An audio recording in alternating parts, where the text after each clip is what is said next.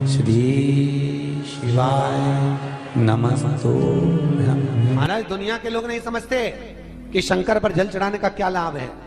शिव महापुराण कहती है, अगर एक दिन शिव महापुराण की कथा कहती है, मंगलवार को अगर शिव जी के मंदिर में, शंकर के मंदिर में जाकर एक लोटा पानी चढ़ाया जाता है तो हमारे कार्य में उन्नति होती है। कोई व्यापार नहीं चलता हो, दिक्कत आ रही हो तो हनुमान जी के दूसरे नंबर का भाई गतिमान का स्मरण करो।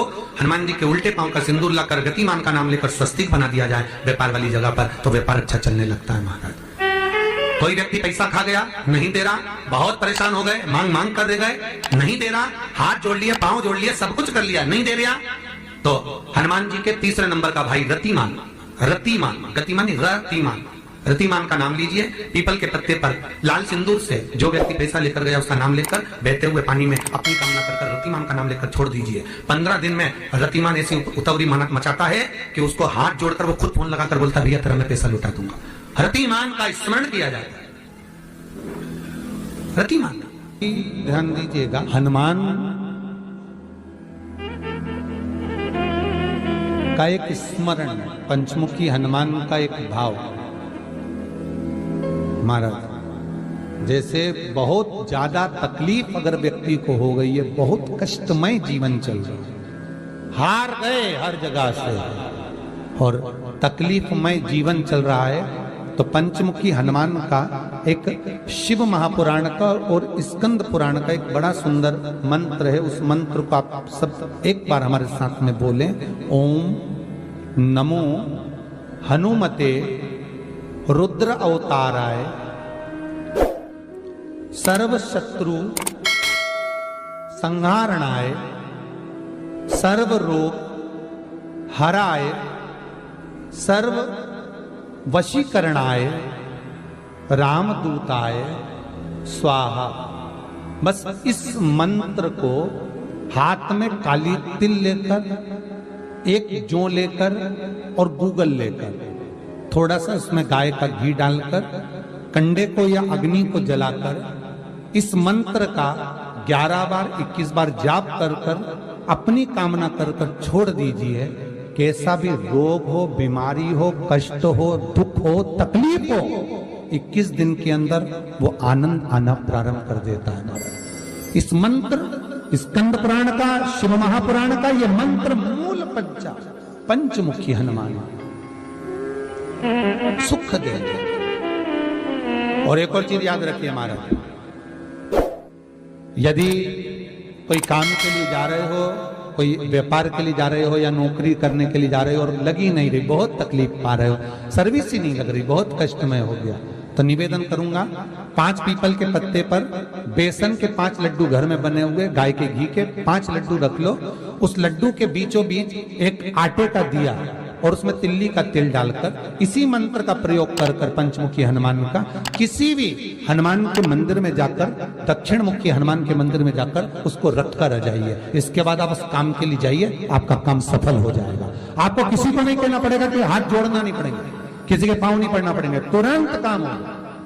बस इस मंत्र का स्मरण कर कर पंचमुखी हनुमान का भूतेश्वर जो मंत्र है वो सुख देने वाला। पूरे घर में वास्तु के हिसाब से केवल एक दीवार ऐसी होती है जहां पर हनुमान जी का चित्र लगाया जाए।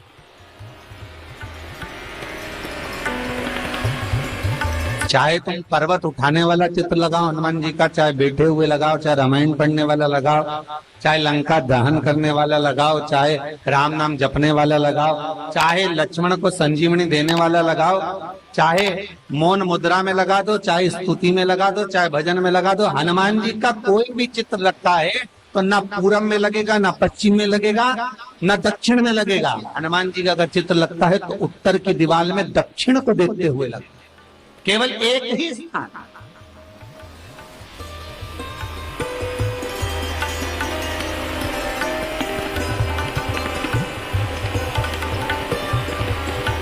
जैसे पूर्वजों के चित्र को, पितरों के चित्र को, गए हुए हमारे जीवों के चित्र को दक्षिण में विराजमान किया जाता है, उसी तरह हनुमान को उत्तर में विराजमान कर कर दृष्टि दक्षिण में कर दी।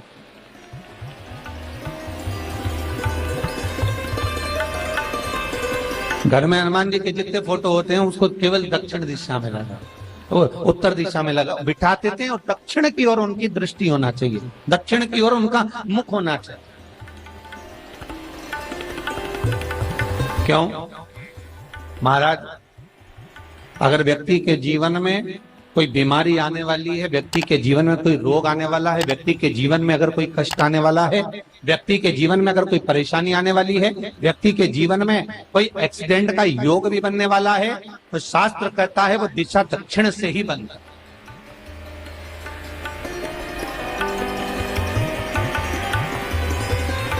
ये दक्षिण जो दिशा है ये यम की दिशा। यहाँ संपूर्ण परिवार के साथ यमराज अपने आनंद में निवास करते। और जब हमारे घर में, हम ये नहीं कह रहे कि आप हनुमान जी का फोटो लगाओ, हम ये भी नहीं कह रहे, आपके घर में हो और आपने अगर विराजमान कर रखा है किसी दिशा में, तो हमारा तो निवेदन रहेगा, अभी तक आपने अगर जैसा रखा, पर एक बार दिशा बदल कर देखना कि रोग, बीमारी, कष्ट, दुख, तकलीफ में आपको लाभ मिला कि ना। हनुमान जी ने केवल दक्षिण दिशा की ओर अगर मुख कर हमने विराजमान कर दिया, फोटो ही विराजित किया। हम ये नहीं कहेंगे आपसे कि आप बाजार से फोटो खरीद के लाओ फिर लगाओ, नहीं, आपके घर में हो तो आप लगा दें, आपके घर में हो तो विराजमान।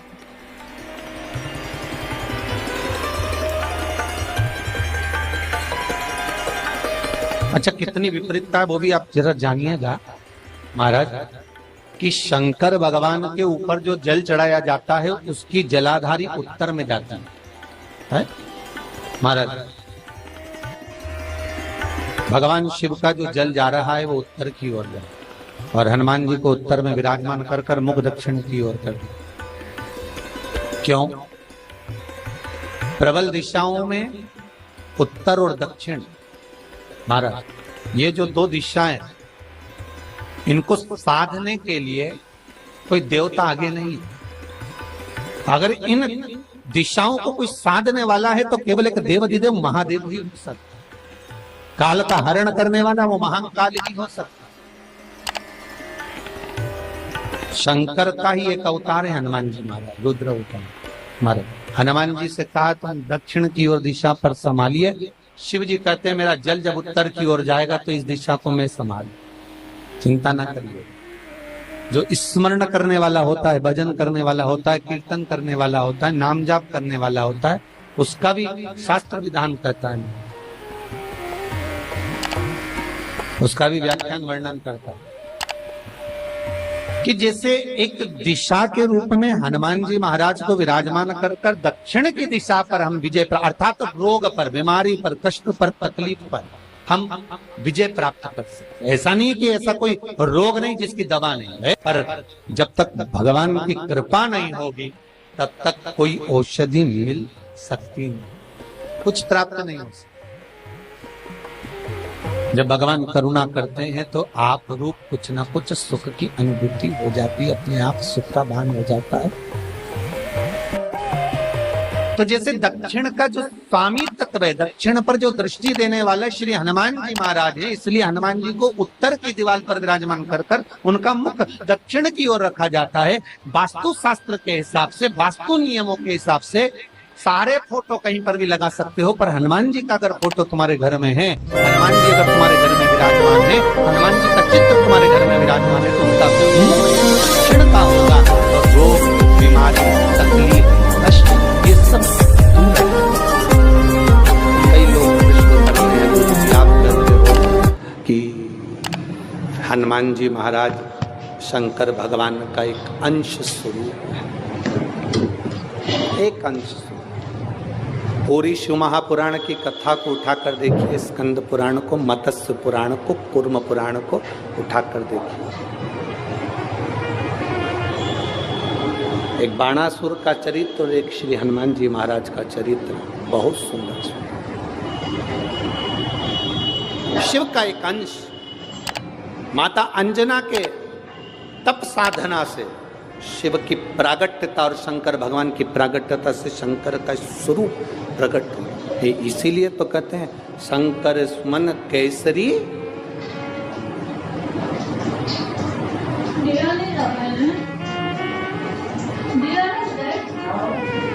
शिव का एक स्वरूप है हनुमान जी।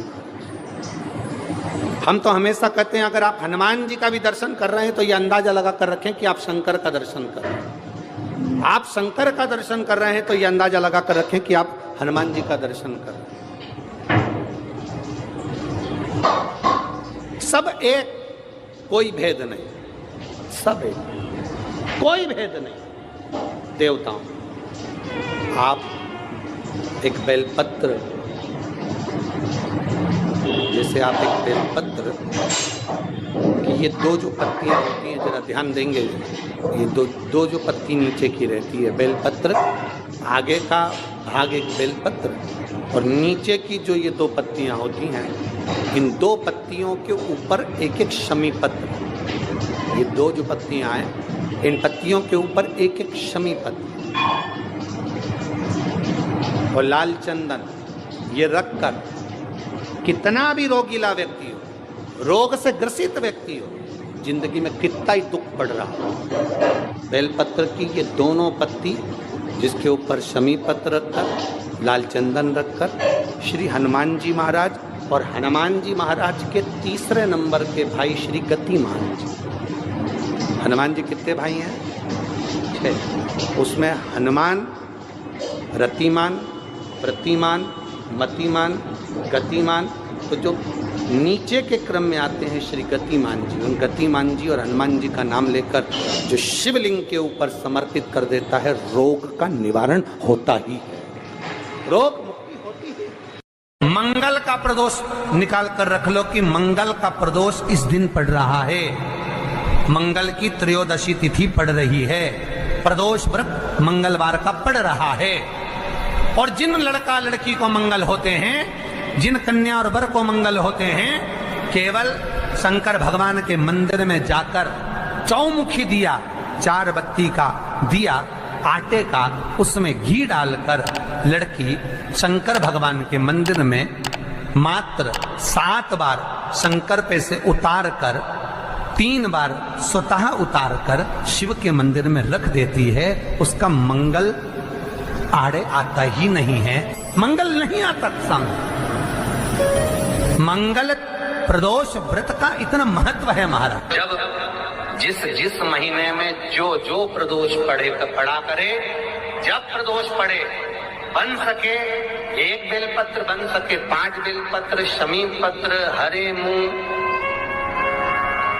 हरा मूंग, बेलपत्र, एक कलश के अंदर थोड़ा सा पानी लेकर 1 बेलपत्र, हरा मूंग, शमी पत्र डालकर और उसमें थोड़ा सा गुड़ डालकर भगवान शिव का स्मरण कर कर प्रदोष काल में, मान लो कोई काम आपका बहुत जरूरी है, बहुत दिनों से आप थक गए हैं, नहीं हो रहा, कर्जा बढ़ रहा है, धन नहीं आ रहा, व्यापार नहीं चढ़ रहा, या कोई समस्या बहुत प्रबल है, कोई एग्जाम में बैठ रहे हो नहीं हो रहा, परीक्षा भी दे दी है, रिजल्ट आने ही वाला है, तो भी प्रदोष काल में, प्रदोष के समय वो जल, मूंग, शमी पत्र और बेलपत्र और गुड़ का शंकर के शिवलिंग को समर्पित करना प्रारंभ कर दो। 2 या 3 प्रदोष करोगे, बाबा आपकी मनोकामना शीघ्र पूर्ण कर देगा।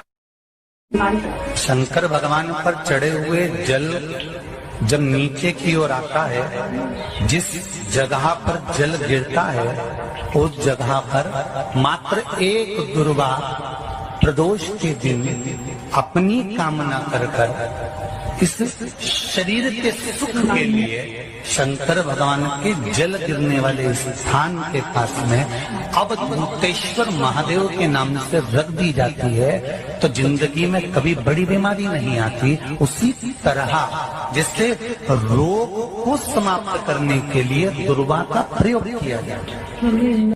कभी ऐसा योग लगे आपके जीवन में कि आप जिस व्यापार को आपने करा उस व्यापार में आपको फल नहीं मिला,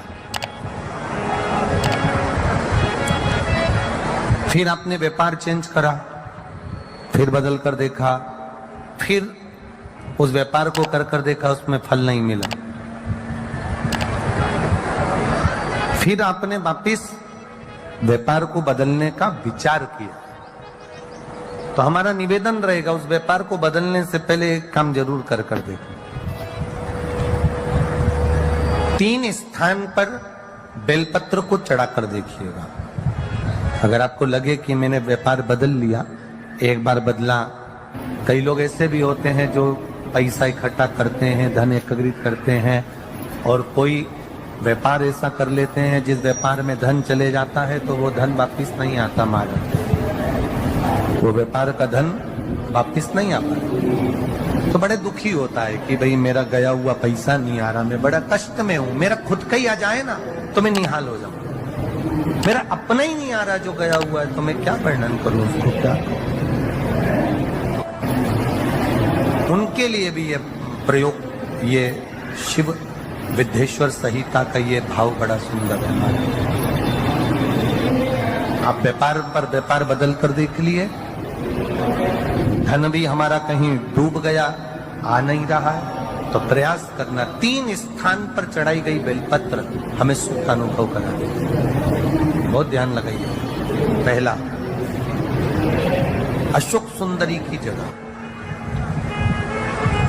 अब ये बेलपत्र जब भी आप चढ़ाएंगे तो रविवार की अगर प्रदोष पड़ जाए, कौन से दिन? रविवार की प्रदोष के दिन ये प्रयोग अवश्य कर देखिएगा। ज्यादा बार नहीं करना है, केवल एक ही बार करना, बाबा स्वयं कृपा करेगा। अपने मंदिर में, अर्थात अपने घर के पास कोई मंदिर हो, शिवालय हो, देवालय हो, जहां शंकर भगवान विराजमान हो, शिवलिंग हो, ऐसी जगह पर अवश्य करें। हमें कहीं दूर जाकर ये प्रयोग नहीं करना है, अपने शिवालय, अपने जो घर के आसपास में शिवालय हो वह। एक बेलपत्र अशोक सुंदरी वाली जगह। अब उसको अशोक सुंदरी की जगह पर भी चढ़ाने का तरीका क्या है?